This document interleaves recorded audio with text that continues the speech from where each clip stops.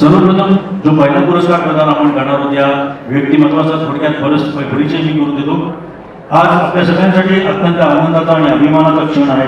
मराठी आणि हिंदी चित्रपट सृष्टीत आपल्या अद्वितीय अभिनयाने, दिग्दर्शनाने, निर्मितीने, लेखनाने, गायनाने गेल्या 6 दशकांपासून एकेपेक्षा अधिक काळ रसिकांच्या मनावर अधिराज्य गाजवणारे बहुआयामी व्यक्तिमत्व म्हणजे आदरणीय सचिन पिळगावकर। 17 ऑगस्ट 1957 रोजी मुंबई येथे आपला जन्म झाला। वयाच्या अवघ्या 4-5व्या वर्षी बाल कलाकार म्हणून चित्रपट सृष्टीत आपण पदार्पण केलं।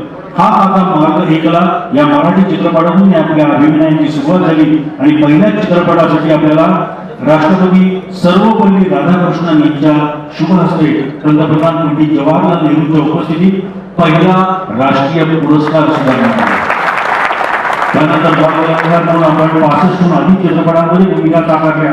आपल्या सहज अभिनयामुळे लहान वयातच प्रेक्षकांचे लाडके सचिन बनले।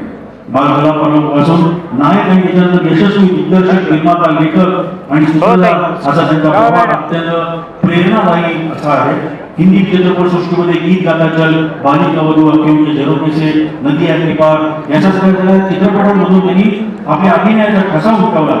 तर मराठी चित्रपट सृष्टीला नवरी मिळे नवऱ्याला, अशी मनवा बनवी, आमच्यासारखे आम्ही, नवरा माझा नवसाचा याच्यासारखे अजरामर आणि सुपरहिट चित्रपट केले। चित्रपटांच्या बरोबर दूरदर्शन क्षेत्रातही आपलं मोठं योगदान आहे। तू महिमासारख्या लोकप्रिय मालिकेचं दिग्दर्शन आणि त्याच्यामध्ये अभिनय करून छोट्या पडद्यावर सुद्धा आपण आपलं राज्य कायम आहे हे दाखवून दिलं।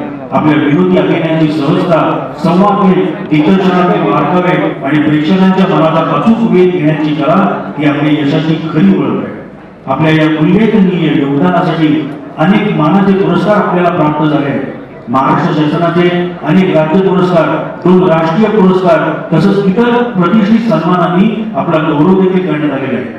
सचिन पिळगावकर हे एक यशस्वी कलाकारच नाही तर मेहनत, सातत्य, शिस्त आणि सर्जनशीलतेचे जिवंत उदाहरण आहे।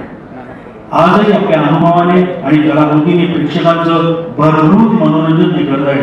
अशा या मराठी चित्रपट सृष्टीच्या अष्टपैलू, गुणी आणि सदाबहार व्यक्तिमत्वाने आपण सर्वजण या गौरव करणार आहोत। उत्स्फूर्त टाळ्यांच्या गजरात आज माननीय सचिन पिळगावकर यांना पुरस्काराने सन्मानित करणार आहोत। पण त्यापूर्वी बघूया त्यांची ही छोटीशी ध्वनिचित्रफित।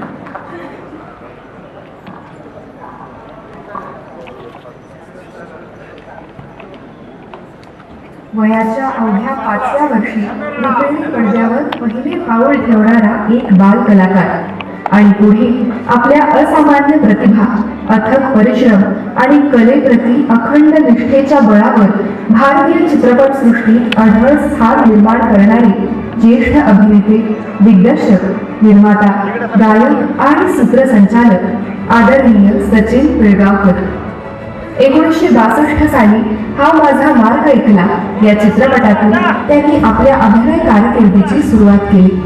बालकलाकार म्हणून मिळालेल्या अभूतपूर्व यशानंतर मराठी आणि हिंदी चित्रपट सृष्टीत त्यांनी आपल्या सहज, सुंदर, नैसर्गिक आणि प्रभावी अभिनयाने रसिकांच्या हृदयावर अधिराज्य गाजवले।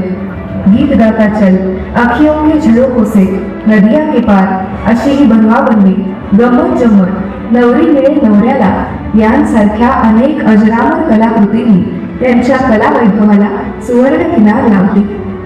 अभिनयाबरोबरच दिग्दर्शन, निर्मिती, दूरचित्रवाणी आणि संगीत क्षेत्रातही त्यांनी आपल्या अष्टपैलू व्यक्तिमत्वाचा प्रभावी ठसा उमटवला।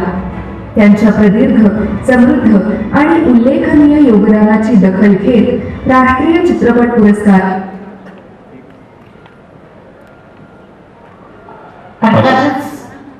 असं व्यक्तिमत्व त्यांच्या नावाचा संधिविग्रह केला तर स म्हणजे सकारात्मकता, ची म्हणजे चिरतरुणता आणि न म्हणजे नम्रता या तिन्ही गुणांचा सुरेख मिलाप म्हणजे सचिन पिळगावकर।